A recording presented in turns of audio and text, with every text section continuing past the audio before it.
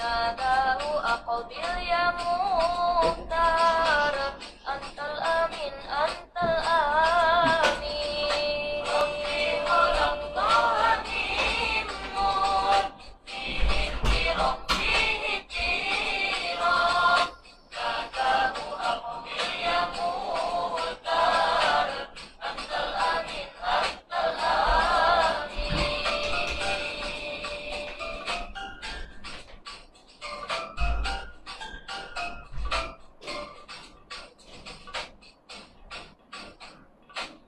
لما ارتقى البيت المعمور صلى إمام صلى إمام لما ارتقى البيت المعمور صلى إمام صلى إمام وقد دنا من ربه الباهي الجليل الباهي الجليل ناداه أقبل يا مختار أنت الأمين أنت الأمين أنت الأمين أنت الأمين ربي خلقتها من نور فيه احترام فيه احترام ناداه أقبل يا مختار أنت الأمين أنت الأمين ربي خلقتها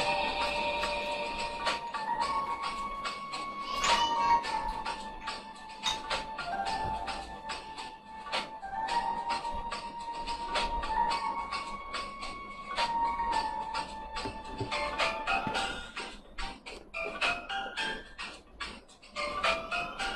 نور فيه احترام فيه احترام ناداه أقبل يا مختار أنت الأمين أنت الأمين ربي خلقتها من نور فيه احترام فيه احترام ناداه أقبل يا مختار أنت الأمين أنت الأمين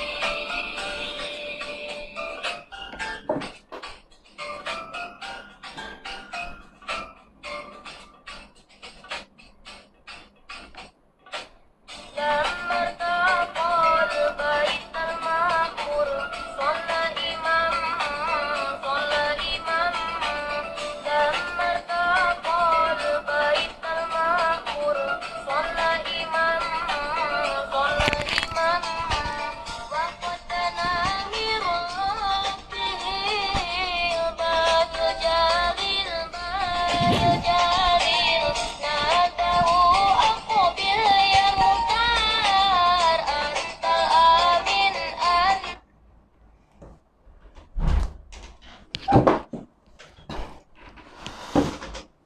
Baik, Assalamualaikum warahmatullahi wabarakatuh. Bismillahirrahmanirrahim. Alhamdulillahilladzi arsala rasulahu bil huda wa dinil haqq liyudhhirahu 'ala ad-din kullihi walau karihal kafirun. Asyhadu an la ilaha illallah wahdahu la syarika lah wa asyhadu anna Muhammadan 'abduhu wa rasuluh.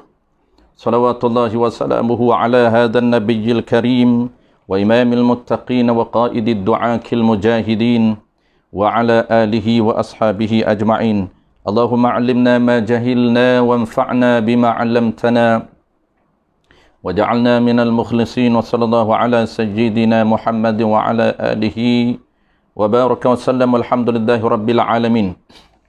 InsyaAllah tuan-puan, seperti yang telah kita maklum, malam ini insyaAllah kita akan sambung pengajian kitab Paku Iman seperti biasa di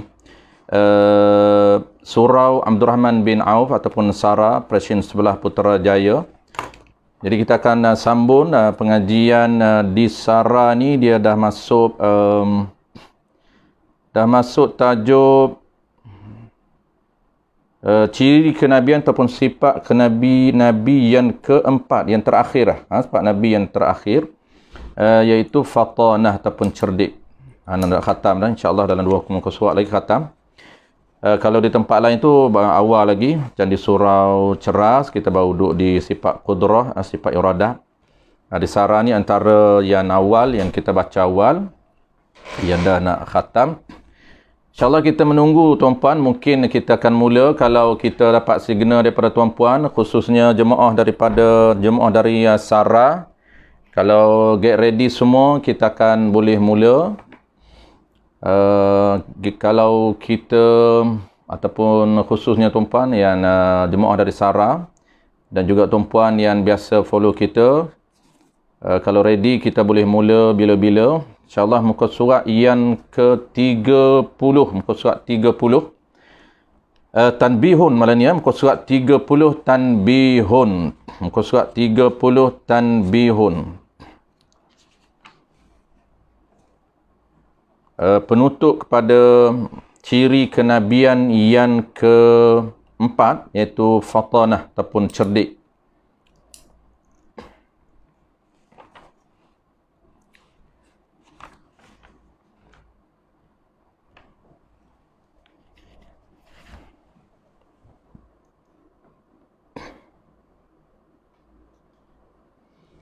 Baik, kita menunggu sekejap.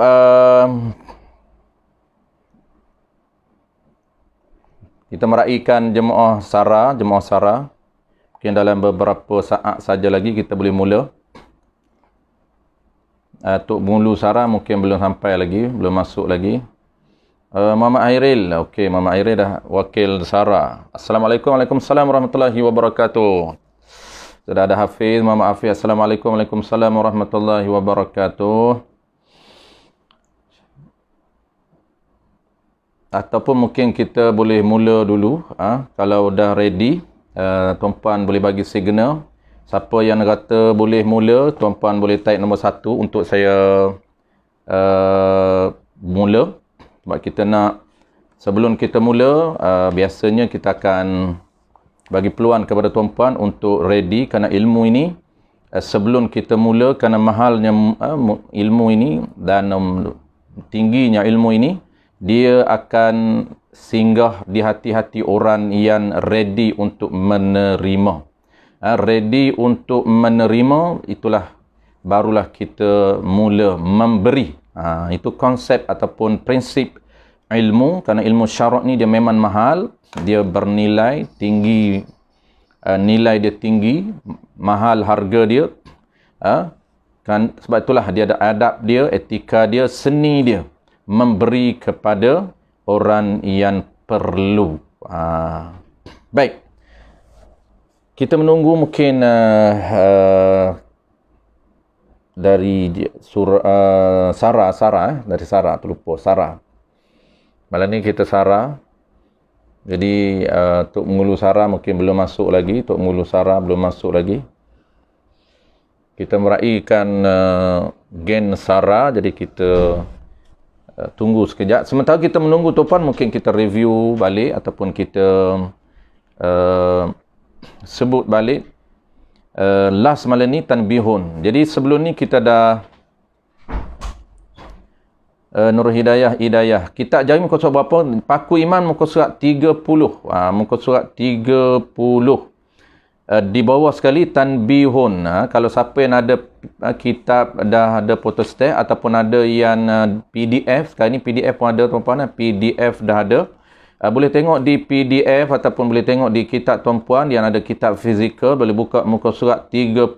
Yang tak ada kitab fizikal, tuan-puan boleh download PDF Paku Imam 30, muka surat 30. Iaitu Tanbihun. Baik, wakil Sarah, Tok Mengulu Sarah, Ustaz Roy kita dah ada. Baik, kita boleh mula, saya rasa kita dah boleh mula slow-slow. Sementara kita menunggu kawan-kawan kita akan view terlebih dahulu. Baik, kita akan baca Tanbihun tuan-puan sebagai penutup kepada sifat kenabian yang keempat. Baik, kita dah berakhir malam ni, insyaAllah berakhir sifat Nabi yang keempat ataupun ke-9. Bermakna malam ni tuan-puan, kita dah komplit ciri ketuhanan dan ciri kenabian 50 aqaid. 40 ataupun 20, 21, 41 capur 9. 41 capur 9 sempurna atau komplit 50 aqaid yang mesti ataupun yang wajib kita pegang di dalam hati kita. Jadi yang paling penting tuan-puan ada 5 kita panggil 6 teras ciri ketuhanan ataupun beriman kepada Tuhan, yang panggil rukun iman. Rukun iman ataupun beriman kepada Tuhan ini, dia mesti berpaksi kepada 6 rukun, berpaksi kepada 6 teras, berpaksi kepada 6 pilar. Pilar yang pertama, teras yang pertamanya ialah beriman kepada Tuhan. Beriman kepada ciri ketuhanan yang ada pada Tuhan. Inilah yang difokus, inilah yang penting, iaitu ciri ketuhanan yang ada pada Tuhan dalam secara umum. Dalam kitab kita dia hanya ambil 13. Tapi yang kita belajar 20 yang masyhur, 20 perkara yang wajib kita beriman terhadap ketuhanan, 20 yang wajib ataupun dalam kitab kita 13 yang wajib. 13 yang wajib dia panggil ciri wajib bagi Tuhan ataupun sifat yang wajib bagi Allah Taala, 20 ataupun 13. Dan ciri yang mustahil ataupun sifat mustahil ataupun sifat istihalah bagi Allah Ta'ala 20 ataupun kitab kita ini 13. Jadi 20 ataupun 13.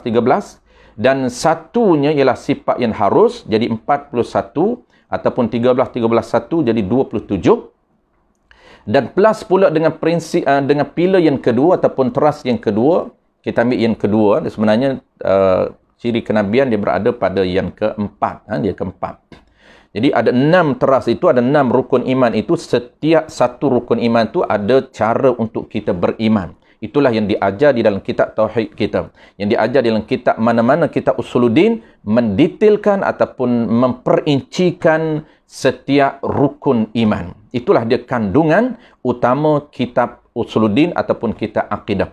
Tapi yang detailnya, 2 pilar sahaja, 2 rukun sahaja, 2 teras sahaja yang didetailkan. Iaitu pertamanya ialah ciri ketuhanan yang ada 41. Dalam kitab kita ini ada 13 tuan-puan, 13, 1, 27. Dan di dalam ciri yang seterusnya keempat ataupun pilar yang keempat yang didetailkan iaitu rukun yang keempat, beriman kepada kenabian, iaitu beriman, percaya ataupun berpegang kepada ciri kenabian yang ada pada Nabi. Ada berapa ciri kenabian? Ada 9. 4 sifat wajib bagi Nabi, 4 sifat istihalah bagi Nabi, 4 dan sifat harus bagi Nabi, 9. 9 itu kita mesti pegang dan percaya di hati kita. Kita percaya, kita beriman dan kita pegang dan kita percaya ataupun kita panggil kita berakidah. Kita ada akidah dalam hati kita, ada pegangan dalam hati kita.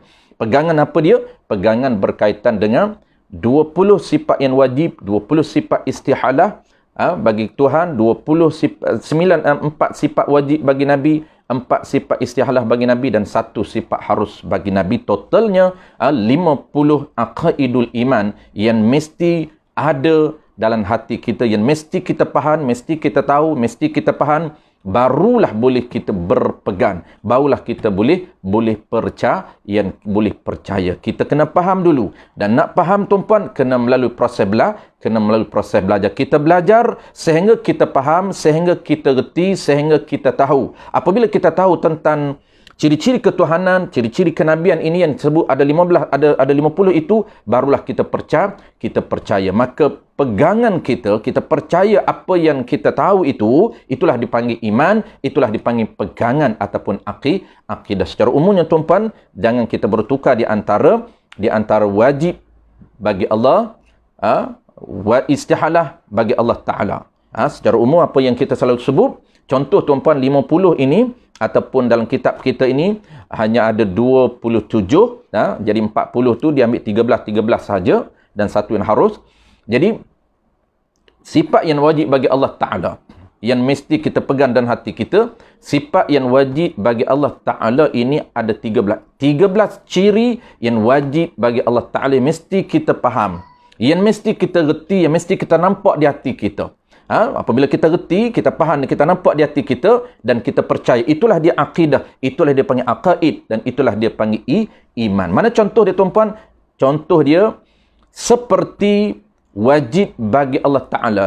Wajib bagi Allah Ta'ala ini antara sifat wajib bagi Allah ataupun ciri yang wajib bagi Allah Ta'ala yang ada pada Allah Ta'ala yang wajib kita pegang sekurang-kurang 13. Ini asas. Adapun qaul masyhur 20. Mana contoh 13? Ciri yang wajib bagi Allah yang pertama ialah wujud.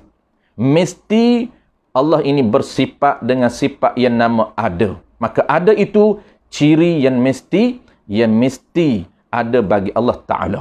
Yang kedua contoh apa tuan? Contoh yang kedua, wajib, ciri yang wajib bagi Allah Ta'ala ada di zat dia, qidamun. Mesti sungguh Allah Ta'ala bersifat dengan qidam. Apa dia sifat qidam? Sifat yang bernama sedia kala. Apa dia sedia kala? Iaitu tidak ada mula bagi ada Allah. Maka itu sifat wajib. Maka semua sekali kita qidam sampai kalam tuan-puan, itu dipanggil sifat wajib yang mesti kita pegang. Mesti sungguh sifat ada Allah Ta'ala bersifat dengan ada. Mesti sungguh Allah bersifat dengan qidam, yang dengan sedia kala. Mesti sungguh Allah bersifat dengan baqa, dengan tak ada penhujung, dengan tak binasa. Mesti sungguh Allah Ta'ala bersifat dengan qiyamuhu binafsih, tak berhajat pada sesuatu yang lain. Mesti sungguh Allah Ta'ala bersifat, berciri dengan mukhalafah, dengan tak sama dengan sesuatu yang lain. Sampailah kita bilang, sampailah kalam. Mesti sungguh Allah mesti ada sifat yang bernama perkata di zat Allah Subhanahu Wa Ta'ala. Komplit 13 ataupun tambah 20. Baik, yang istihalah pula nak melengkapkan tuan-puan, tak memadai kita beriman, kita faham, kita reti hanya 13 ataupun 20 sifat wajib. Mesti lengkapkan sifat Allah Ta'ala yang bernama istihalah ataupun mustahil. Macam mana contoh dia? Wajib, iaitu wajib kita i'tiqad. Sifat Allah Ta'ala ini bersifat dengan apa dia? Bersifat dengan istihalah. Mana contoh tuan-puan? Contoh dia, Allah Ta'ala ini wujud, qidam, baqa. Itu mesti. Baik, istihalah pula mesti Allah Ta'ala ini tak baharu. Bukan baharu. Kalau qidam ini sedia kala, tuan-puan, sedia kala, tidak ada mula, maka mesti dia tak baharu. Kalau baharu, ada mula. Kalau baharu, ada mula. Ini yang kita kena faham. Kalaulah baharu itu mustahil, tapi yang kita nak ni apa dia? Istihalah. Apa dia istihalah? Istihalah ini tak ada mula ataupun dia panggil tak baharu. Baqa, kekal. Mana apa kekal? Tak binasa. Kekal selama-lamanya, tak binasa. Itu makna salbiyah, tak binasa. Jadi Allah Ta'ala ini tak binasa. Bukan binasa, tapi tak binasa itu istihalah. Adapun binasa itu mustahil. Jadi kita jangan i'tiqad mustahil, kita jangan pegang mustahil, tapi kita pegangnya istihalah yang tak binasa. Itu ciri ada pada Allah, bukan binasa. Adapun binasa itu mustahil. Perkara mustahil ini apa? Kena kepada perkara yang tidak layak pada Allah. Adapun tak binasa itu ciri istihalah yang mesti ada di Allah Subhanahu Wa Ta'ala, yang sungguh di diri Allah Subhanahu Wa Ta'ala. Baik, settle tuan-puan secara umum sambil-sambil kita menanti kawan-kawan kita sebelum kita mula. Baik, begitu juga sama konsep dia juga tuan-puan, kepahaman, cara kita nak faham, cara kita nak pegang di hati kita, cara kita nak beriman, nak percaya di hati kita. Apabila kita faham dulu baru boleh percaya.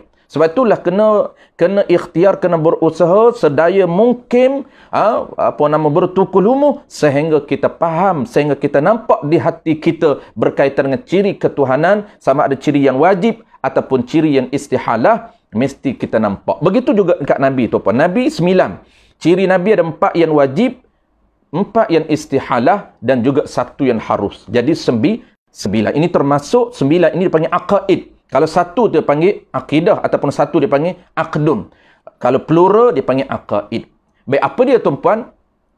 Jadi Nabi ni kita masuk ini fatanah. Nabi berciri yang ada pada Nabi, ciri yang wajib yang mesti ada pada Nabi ada 4, iaitu siddiq. Nabi ini mesti bersifat dan berciri benar. Kita dah tahu apa dia benar. Itu ciri yang wajib. Siddiq itu ciri yang wajib.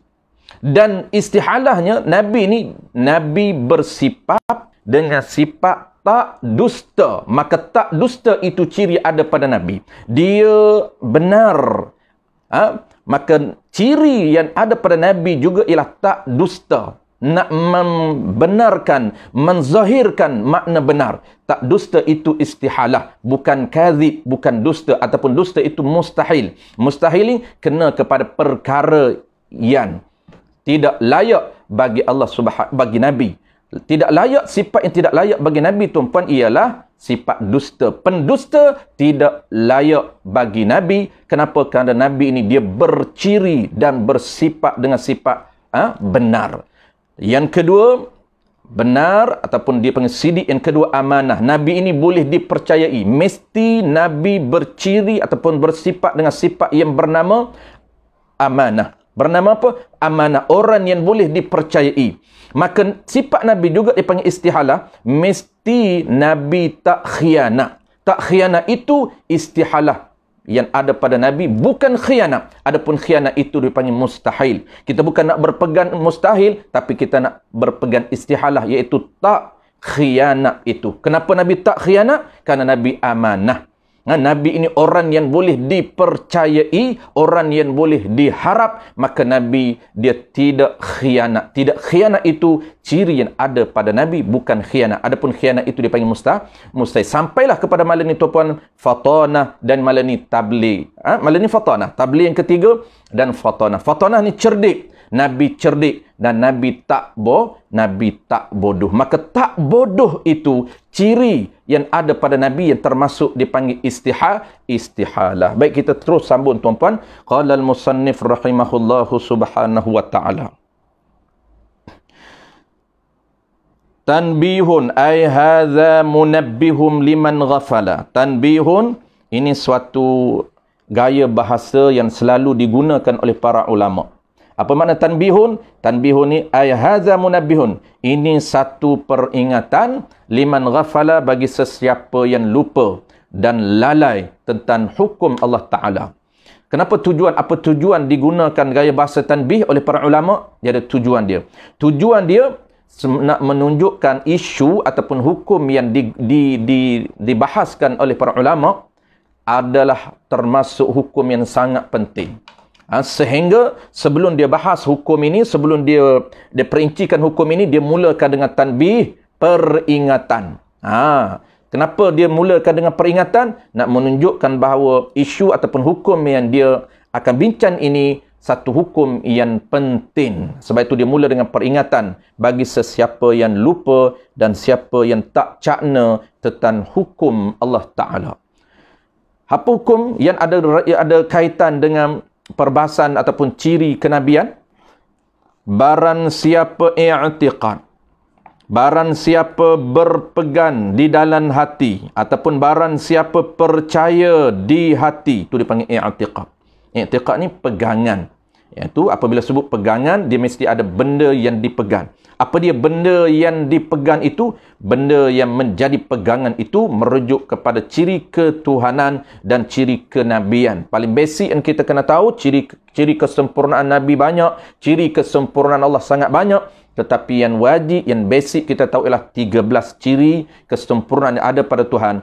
Dan 13 ciri istihalah yang ada pada Tuhan. Dan 4 ciri yang wajib yang mesti ada pada Nabi. 4 ciri kesempurnaan yang wajib ada pada Nabi. Dan 4 ciri istihalah yang mesti ada pada Nabi. Dan 1 ciri harus yang ada pada Nabi. Itu dipanggil i'tiqad. Barang siapa berpegang ataupun percaya di hati, ataupun berkata. Berkata ni dia menggunakan lisan. Ataupun berkata menggunakan lisan. Ataupun berkata, yakni dengan lidah. Nabi Muhammad sallallahu alaihi wasallam Allah peran. Allah tu mana kalah. Nabi Muhammad sallallahu alaihi wasallam Allah yakni kalah perang. Seperti barang siapa intiqad atau berkata, apa yang dia berkata tu? Nabi Muhammad sallallahu alaihi wasallam kalah perang. Seperti mana contoh dia berkata? Ini contoh. Ia seseorang berkata. Mana benda yang dia kata? Maqul qaul, perkara kalah dan menang itu perkara biasa. Nabi Muhammad pun ada juga kalah perang. Ini perkataan dia. Dia kata perkara kalah dan menang ni biasa saja. Kenapa? Kerana Nabi kita pun biasa kalah dalam perang. Ini bahaya. Kalah dalam perjuangan ni biasalah, dia kata. Kerana fitrah adab orang berjuang, kalah menang adab orang berjuang. Kenapa? Kerana Nabi juga pernah kalah dalam perang. Ini bahaya. Ini perkataan-perkataan standar kepada Nabi yang memerlukan kita ada ilmu usuluddin untuk filter perkataan-perkataan yang sebenar yang perlu kita guna melibatkan Nabi. Apabila kita nak nisbahkan Nabi, nak nisbahkan kepada Tuhan, mesti kita ada ilmu usuluddin supaya kita terselamat pegangan kita, akidah kita. Seperti mana dia kata Nabi juga kalah perang? Seperti perang Uhud. Nabi kalah di dalam peperangan Uhud. Maka orang yang berkata yang demikian itu. Maka orang yang berkata yang demikian itu. Demikian mana? Nabi ada juga kalah perang. Seperti Nabi kalah dalam peperangan Uhud. Siapa yang orang yang berkata demikian itu? Pembohong. Pendusta semata-mata. Sesiapa yang menisbahkan kepada Nabi, Nabi kalah di dalam peperangan, iaitu kalah dalam peperangan Uhud, Nabi menang dalam peperangan Badar, dalam peperangan Uhud Nabi kalah. Allah gilirkan menang dan kalah merupakan fitrah dan adab perjuangan. Ini bahaya tuan-puan. Merupakan pendusta. Apa dia pendusta? Orang yang bercakap Nabi kalah perang ini termasuk pendusta, pembohong. Kita dah tahu makna pendusta ini al-ikhbaru yukhalifu. Al-ikhbaru bima yukhaliful waqi'. Iaitu memberitahu sesuatu yang tidak menepati dengan realiti yang sebenar. Siapa yang mengatakan Nabi kalah perang, maka sebenarnya itu tidak bertepatan dan bertepatan dengan fakta yang sebenar. Apa dia? Yang sebenarnya Nabi tidak kalah. Yang sebenarnya Nabi tidak kalah. Sebab itulah sesiapa yang menisbahkan kepada Nabi kalah, termasuk menghina dan melekeh ciri dan perwatakan yang ada pada Nabi. Kerana Nabi tidak pernah kalah dalam siri-siri peperangan yang pernah disertai oleh Nabi. Makna Allah Ta'ala nak gilirkan. Ada yang Nabi ini menyertai peperangan, Nabi banyak syahid ataupun banyak sahabat Nabi yang mati syahid seperti peperangan Uhud. Bukan makna ramai mati syahid itu kalah, tidak. Sebenarnya Nabi tidak kalah, bahkan Nabi menang. Kerana apa? Kerana pada awalnya Nabi mencapai kemenangan yang bergaya di dalam peperangan Uhud. Tetapi Nabi terpaksa menukar strategi berundur. Undur itu tidak bererti kalah. Nabi berundur itu tidak bererti kalah. Pada awalnya kalau kita baca sejarah tuan-puan, sebab itulah baca sirah, baca sejarah, baca tafsir Quran, tafsir hadis, saya sebut selalu tuan-puan, mesti ada alat untuk filter segala ilmu itu supaya dia panggil apa, selamat daripada penyelewengan. Walaupun ada kita terbaca menggunakan istilah kalah, itu mesti ditakwil, mesti dimurnikan, bukan kalah. Kenapa?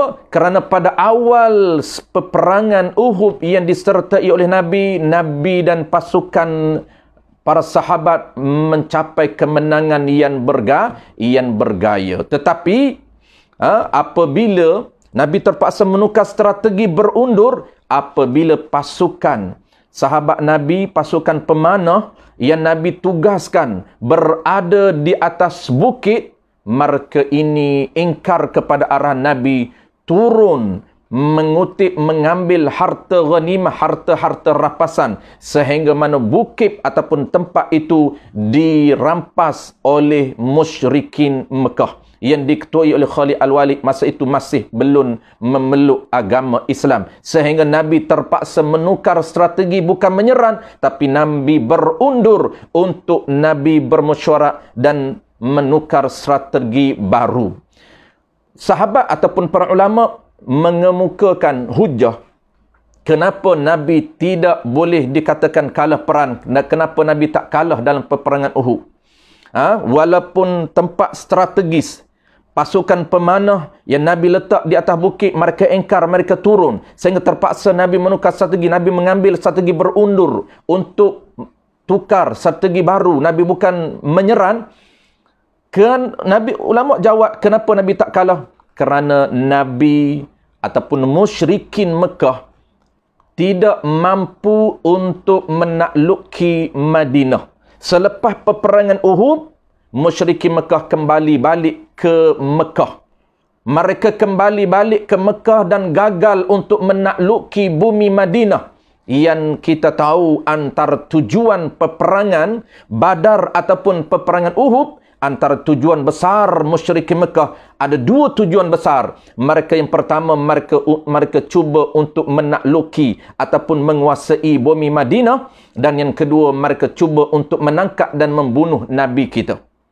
Mereka cuba untuk menangkap dan membunuh Nabi kita Muhammad sallallahu alaihi wasallam. Dan kedua-dua tujuan ini tidak tercapai dalam peperangan Uhud. Sebab itu kata para ulama, tidak boleh untuk kita mengatakan Nabi kalah dalam peperangan Uhud semata-mata ramai para syuhada, ramai para syahid terkorban, tertewas apabila selepas pasukan musyrikin Mekah mengambil alih satu tempat yang strategis, yang sangat strategis, yang diarahkan oleh Nabi.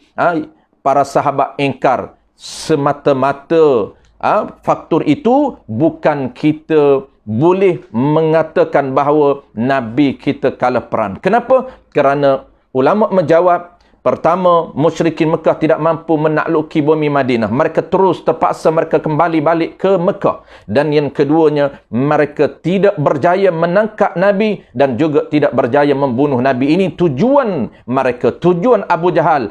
Setiap siri peperangan yang mereka ialah orang-orang, figure utama untuk pastikan mereka terkorban. Antara yang mereka ialah Nabi selain daripada sahabat-sahabat lain. Tetapi Nabi tidak berjaya ditangkap oleh mereka dan Nabi tidak berjaya dibunuh oleh mereka. Kedua-dua tujuan mereka gagal, bermakna kita tidak boleh menisbahkan Nabi kalah perang. Para ulama kitab lain, Al-Fadil Al-Allamah Tuan Guru Jicip, dan satu risalah dia menyatakan, dia buat perumpamaan yang dinakalkan daripada kitab Aqidatun Najim. Katanya, mana mungkin kita boleh mengatakan bahawa Nabi kalah perang, seolah-olah gambaran dia kata ada pencuri datang rumah kita, datang masuk rumah kita, dan selepas kita berlawan dengan pencuri, dan pencuri ini balik tanpa berjaya membunuh kita, menangkap kita, dia balik saja, tiba-tiba kita kata kita kalah, pencuri menang. Tak mungkin. Sebab itulah analogi inilah yang dibuat oleh para ulama untuk mengatakan bahawa Nabi kita tetap menang dalam siri peperangan yang pernah Nabi ikuti, termasuklah peperangan Uhud. Itu maksud pembohong. Maka orang yang berkata demikian itu, Nabi kalah perang seperti perang Uhud, itu pembohong ataupun pendusta. Apabila pembohong, badal jadi kafir murtad, wal'iyazubillah. Kenapa jadi kafir murtad? Kerana menghina dan melekehkan Nabi sallallahu alaihi wasallam. Termasuk menghina, termasuk melekehkan Nabi. Ini bahaya tuan-puan. Setiap perkataan mesti kita berhati-hati, berjaga-jaga, kerana ada perkataan yang boleh merungkai akidah kita. Ada perkataan yang boleh membawa kesan besar menurut akidah kita sehingga terkeluar daripada agama. Maka tafriq bagi kata kafir murtad, maka wajib ia orang yang berkata demikian itu taubat, wajib dia bertaubat. Bertaubat macam mana? Mengucap 2 kalimah syahadah, kembali kepada Islam. Itu bertaubat cara orang murtad. Dan jadi kafir orang yang berkata, dan atah pada kata jadi kafir orang yang kata Nabi kalah perang.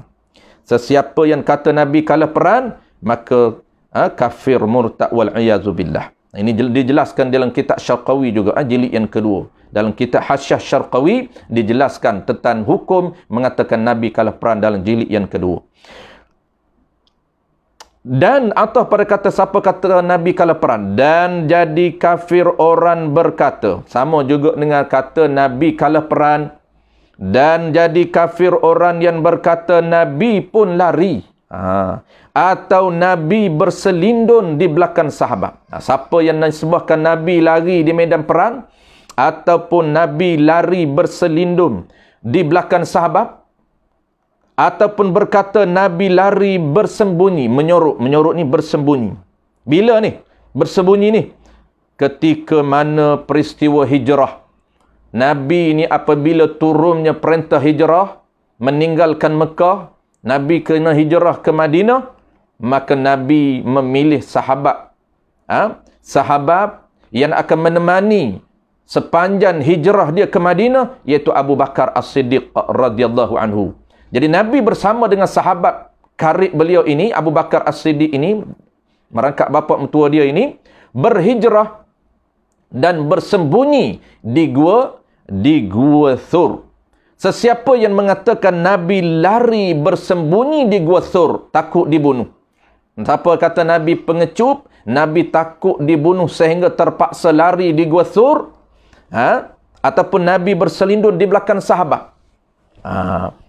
Sebenarnya tuan-puan, Nabi ni dia bukan takut terpaksa berselindung. Tidak, Nabi tak perlu berselindung di belakang sahabat. Tetapi kenapa dalam siri ataupun dalam kitab sirah, kita biasa dengar banyak kisah-kisah yang mengatakan bahawa Nabi ini dilindungi oleh para sahabat. Kenapa? Kerana menjadi kewajipan kepada para sahabat melindungi Nabi kita Muhammad sallallahu alaihi wasallam daripada terkena panah.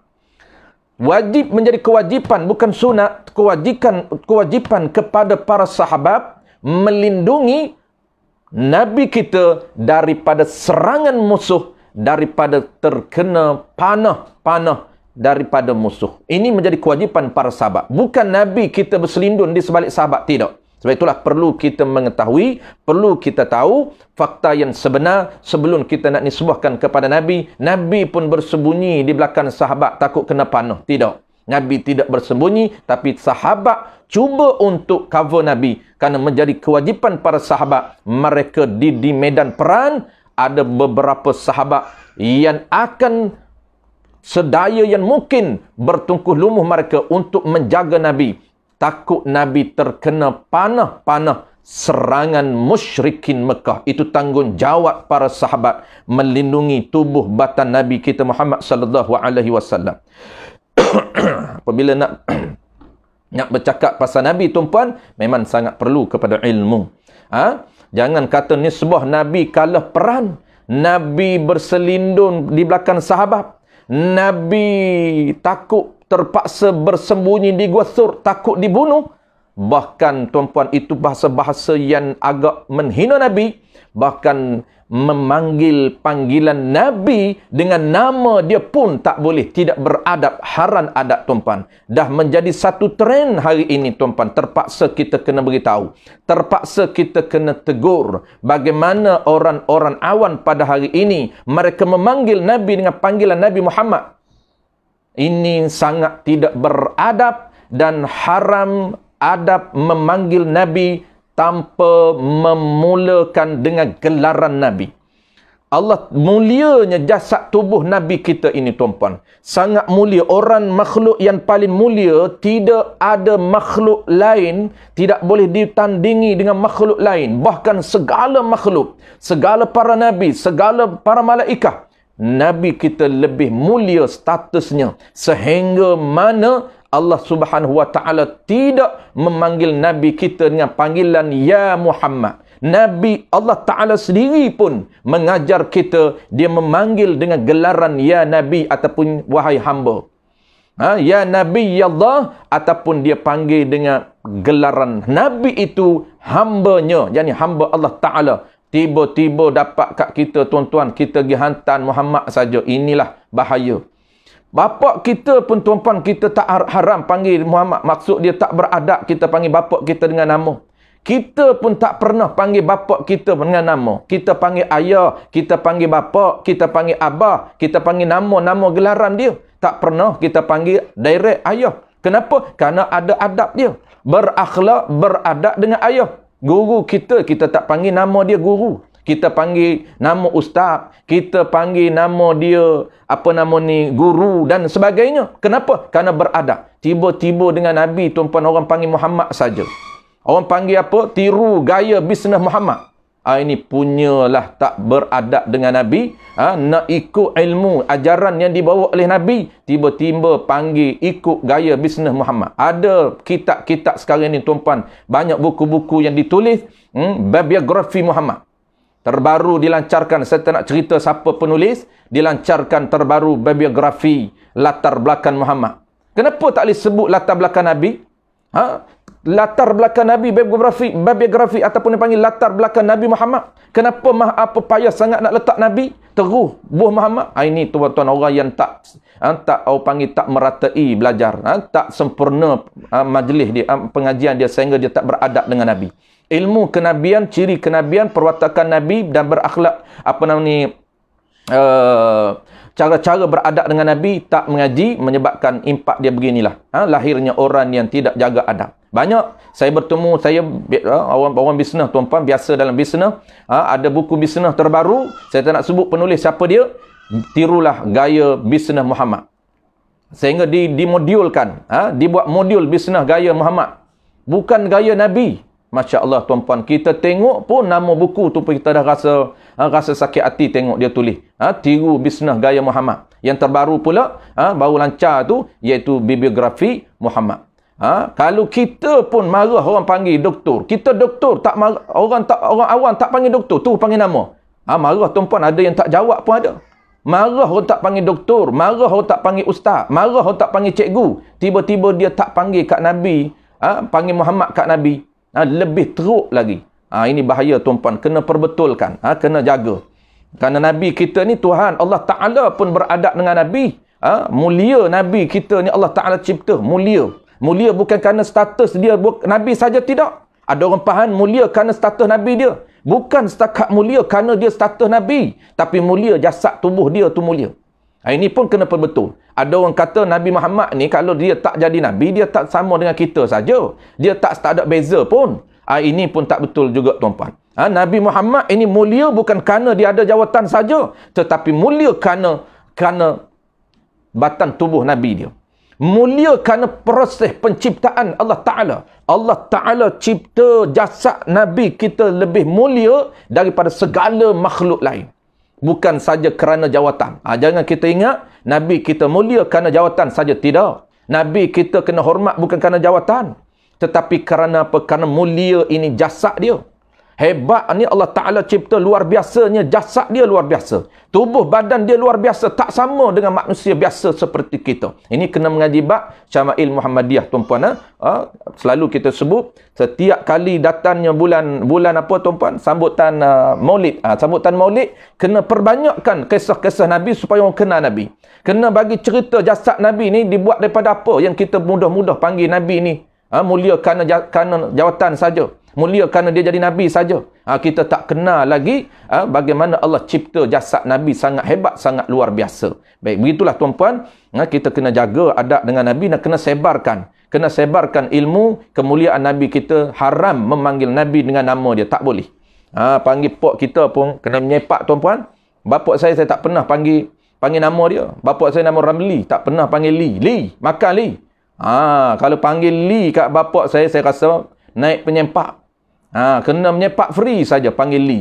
Bab Nabi kita panggil Muhammad saja tuan-puan. Ya Muhammad saja. Wahai Muhammad. Wahai Muhammad. Tak boleh ya Muhammad. Ya Nabi boleh. Baik, terus tuan-puan. Teruskan kepada bawah sekali.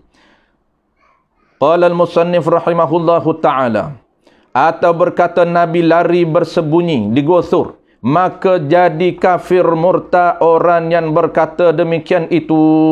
Demikian itu mana? Demikian itu siapa kata Nabi ni lari, siapa kata Nabi bersembunyi di belakang sahabat, siapa kata Nabi lari bersembunyi di Gua Thur, maka jadi kafir murtad. Sedangkan Nabi bersembunyi di Gua Thur itu tuan-puan, ini adalah wahyu, ini adalah perintah daripada Allah Ta'ala, ini strategi, plan yang telah dicatur oleh Allah Ta'ala. Nabi kita ni watak yang mengikut plan yang telah didesain oleh Allah Subhanahu Wa Ta'ala dengan apa tuan-puan, dengan sifat qudrah dan iradat berdasarkan ilmu Allah Ta'ala diazali lagi. Nabi follow saja arahan Allah Subhanahu Wa Ta'ala, tidak timbul isu penakut, tidak timbul isu pengecut, dan tidak timbul isu Nabi takut dibunuh sehingga terpaksa lari ke Gua Thur. Nabi orang yang paling berani tuan-puan. Nabi kita ni berani, dia sempurna. Kita dah belajar sebelum ni. Nabi ini cantik sempurna. Nabi ini berani yang sempurna. Nabi ini sabar yang sempurna. Nabi ini semua sifat dia sempurna. Yang tak sempurna kita. Sabar kita tak sempurna. Takut kita pun tak sempurna juga. Soalun Nabi tuan-tuan. Wa na'udzubillahi min zalik. Sikit lagi kita baca.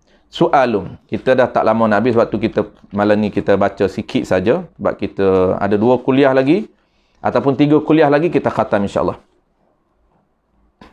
Soalun. Apa erti percaya dengan hari akhirat? Ini rukun ataupun teras yang ke-5 tuan-puan. Teras yang ke-6 kuliah yang akan datang. Teras yang terakhir yang ke-6 iaitu rukun yang ke-6 percaya kepada qada dan qadar. Itu kita dah last hari khatam. Kita ada lebih kurang 2 kuliah lagi untuk khatam. Soalun, apa erti percaya dengan hari akhirah itu? Jadi, apa makna kita nak beriman dalam hati kita, nak percaya dalam hati kita? Nak percaya kena tahu dulu, nak pegang kena tahu. Macam mana kita, apa yang kita nak kena tahu tentang hari akhirat? Itu maksud dia.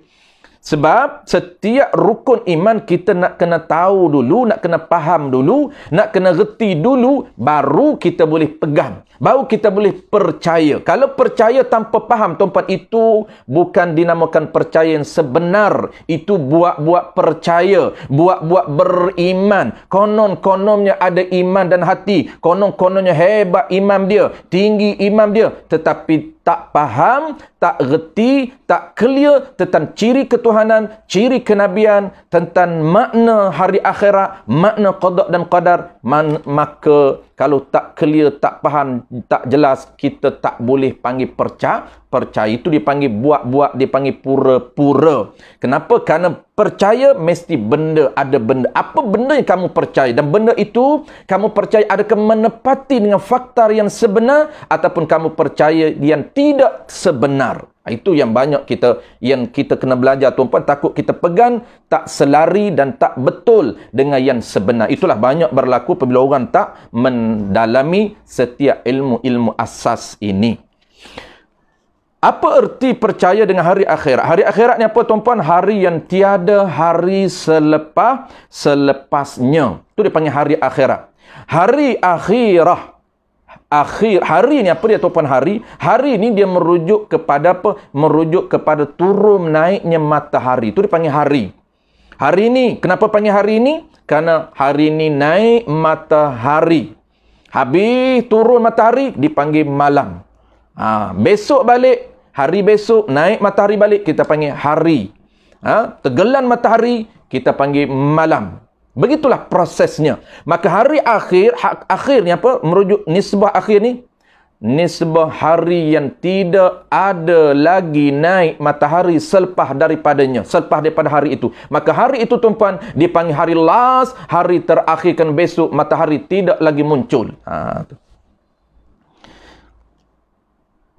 Jawab erti hari akhir, iaitu wajib atas, ini wajib syarak tiap-tiap mukallaf, wajib atas tiap-tiap mukallaf, i'tiqad, yakni pegang di hati, tiap-tiap yang bernyawa mesti kena mati. Tiap-tiap yang bernyawa itu mesti mati. Mesti ni bukan wajib akal tuan-puan. Mesti ni kita dah belajar, mesti mati ni termasuk wajib aridi. Wajib aridi. Kenapa? Kerana Allah Ta'ala dah janji. Dia panggil wajib yang ada kaitan dengan janji-janji Allah Ta'ala. Jadi Allah dah janji setiap yang makhluk ini pasti akan mati.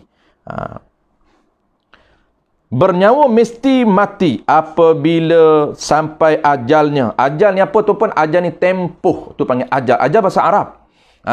Faiza jaa ajaluha, apabila datanglah ajal kamu. La yastakhiruna as-sa'ah wa la yastaqdimun. Apabila datangnya ajal, tiada terdahulu dan tiada terkemudian. Tiada Allah terdahulu, yakni tiada cepat dan tiada terkemudian, tiada lambat. Syap. Allah Ta'ala akan tepat masa yang dijanjikan. Tempoh ni apa tuan-puan? Ajal ni apa? Ajal ni tempoh yang Allah tetapkan kepada setiap makhluk yang dia akan berada di alam ini. Allah tetapkan tempoh kita, tempoh saya berada di alam ini 63 tahun sahaja tuan-puan. Contoh, saya ini ajal saya. Apa makna ajal? Tempoh yang Allah tetapkan saya mendiami di platform dunia ini selama 63 tahun sahaja. Maka kita panggil ajal. Apabila ajal itu datang, maksudnya apabila tempoh yang Allah berikan kepada kita, maka Allah Ta'ala tidak akan percepat dan tidak akan melambat, tepat pada waktu dia. Dan jikalau dibunuh atau ia bunuh dirinya sekalipun, dan masuk ke dalam kubur pada hissi. Hissi ni mana kubur. Jenazah yang disimpan. Seperti biasa tu kubur lah. Kubur ni mana tempat. Tempat jenazah yang kita simpan mengikut prosedur biasa. Tu dipanggil kubur hissi. Ataupun kubur pada maknawi. Kubur nisbah maknawi. Nisbah hukum syarak. Tapi dia tidak ada kubur fizikal. Kubur fizikal tidak ada bagi dia. Tetapi tetap dinamakan kubur pada maknawi. Nisbah Allah Ta'ala, nisbah hukum syarak, tetap dia ada kubur. Seperti mana? Seperti orang mati ditelan buaya. Orang mati ditelan buaya. Orang mati ditelan buaya dan sebagainya tu pun dia tidak ada kubur. Kubur dia adalah dalam perut buaya.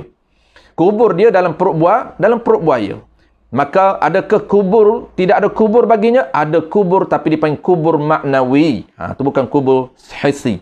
Dan disoal oleh mungkar nakir. Disoal oleh mungkar nakir.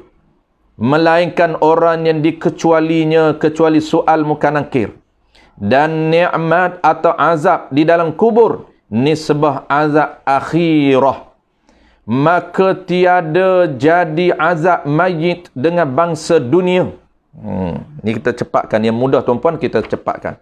Maka tiada jadi azab, tiada kena azab. Tiada jadi sakit azab ni. Tiada jadi seksa mayit dengan bangsa dunia. Mayit ni tuan-puan, mayit ni bahasa Arab. Selalu kita sebut. Merujuk kepada bangkai manusia mayit.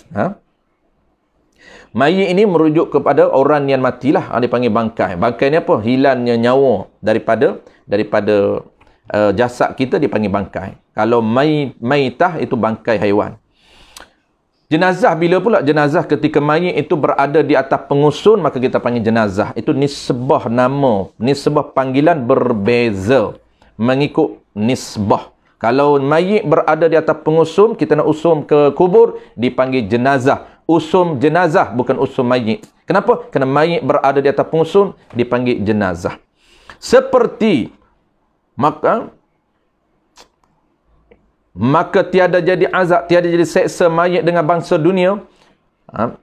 Seperti kita cincang atau bakar api sekalipun, mayit itu tiada jadi sakit. Apabila dia mati, mayit ini, dia tak seksa nisbah dunia. Dia seksa nisbah akhirat. Walaupun dia duduk dalam, dia tidak ada jasad, kerana jasad ditelan buaya, jasad ditelan harimau, tetap dia akan merasai nikmat. Tetap dia akan merasai nikmat dan tetap dia merasai azab. Walaupun dia tidak ada kubur. Kubur hissi dia tidak ada. Tapi kubur yang maknawi dia ada.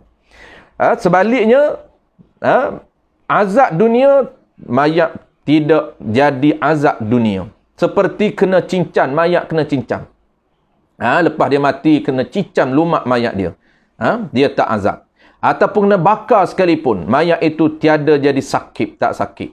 Cuma haram. Tetapi, nisbah hukum haram lah. Tetapi haram kita buat perkara yang kesakitan, yakni kesakitan ataupun kesakitnya, sakit mayat.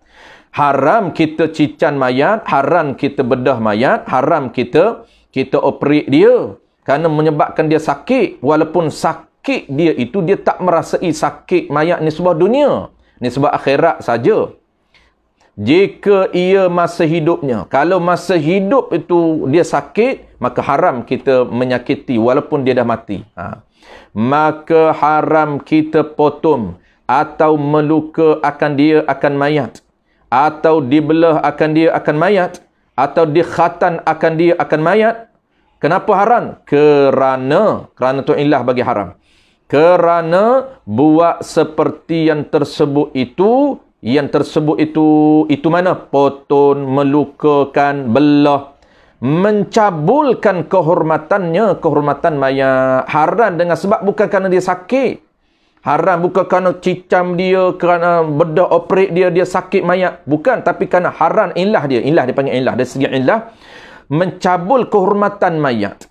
Kerana syarak suruh hormat dan mulia akan dia akan mayat. Syarak suruh memuliakan mayat dan juga menjaga kehormatan mayat. Kena jaga kehormatan mayat. Adapun hadis mayat suruh orang buat cermak-cermak waktu mandinya kerana ia sakit, bekas tercabut rohnya. Dan hadis mayit suruh orang usunnya berhenti sekejap, jangan bawa segera kerana ia hendak lihat rumah tangganya dan nak lihat keluarganya dahulu, maka iaitu karub sahaja. Tiada sah hadis itu. Dan yang sebenarnya Nabi suruh segera, jangan berhenti panjang tuan-puan, wallahu alam. Baik, kita akan mula baca lain, iaitu kita mula kat mana tuan-puan? Dah panjang nak berhenti sebab kita dah lewat. Baik, kita akan bulan depan kita akan mula balik di adapun hadis. Kita akan mula balik di adapun hadis mayit suruh orang buat cermak-cermak waktu mandi kerana ia sakit, bekas tercabut roh. Dan hadis mayit suruh orang usum berhenti sekejap. Ini kelaku apa? Banyak yang orang duk buat di dalam kalangan masyarakat tuan-puan. Usum mayit nak turun tangga berhenti. Ada gia 3. Berhenti baca Fatihah. Melangkah kali kedua berhenti. Baca Fatihah. Langkah pula kali ketiga berhenti baca Fatihah. Adakah itu ada hadis yang sebenar ataupun amalan kita sahaja? InsyaAllah tuan-puan kita akan bincang bulan depan. Sebab tu kita stop kerana dia, kalau kita baca hari ni dia tak boleh fokus kerana dia panjang. Dia terpaksa kita kena panjangkan, jadi kita akan berhenti, kita baca bulan depan insya-Allah. Tak santai-santai saja, dia tak payah tuan-puan, tak ada yang berat dah, tak ada yang berat. Cuma yang berat sedikit itu penutup, iaitu beriman kepada qada dan qadar. Kita akan faham apa qada dan apa qadar. Adapun yang last ini, hari akhirat ini, dia lebih santai, mudah sahaja tuan-puan. Dia tak heavy mana, dia tak berat mana, dia tak tough mana. InsyaAllah lebih kurang 2 kuliah lagi kita boleh khatam. Paling tinggi pun 3 lah. Paling tinggi 3 kuliah lagi. InsyaAllah kita boleh khatam. Wallahualam tuan-puan, insyaAllah kita jumpa lagi di bulan depan. Ada yang kuliah dui bulanan anjuran surau Abdul Rahman bin Auf, Presiden sebelah Putrajaya. Terima kasih banyak kepada pihak pengurusan surau. Terima kasih kepada AJK surau, pihak pengurusan surau, terutamanya Ustaz Roy kita yang sudi meneruskan agenda bulanan kita, aktiviti pengajian kuliah kita setiap bulanan walaupun dalam suasana PKP ini, tapi kita teruskan juga. Dan terima kasih juga kepada tuan-puan di luar sana, tuan-puan yang sudi memeriahkan Facebook live kita, memeriahkan pengajian online kita walaupun sekadar tambahan info saja, kerana kita yang ringkas ini sekadar ulang kaji, bukan ilmu yang tinggi tuan-puan, tapi sekadar untuk ulang kaji sahaja. Benda-benda yang kita dah belajar dulu kita ulang kaji balik. Baik, terima kasih. Ajarakumullah fi ma'atait. Bismillahirrahmanirrahim. Alhamdulillahirabbil alamin wassalatu wassalamu ala asyrafil anbiya'i wal mursalin المرسلين وعلى آله وأصحابه أجمعين. اللهم فقهنا في الدين وعلمنا التأويل وجعلنا من العلماء العاملين وجعلنا من المخلصين. وصلى الله على سيدنا محمد وعلى آله وبارك وسلم والحمد لله رب العالمين. تقبل الله.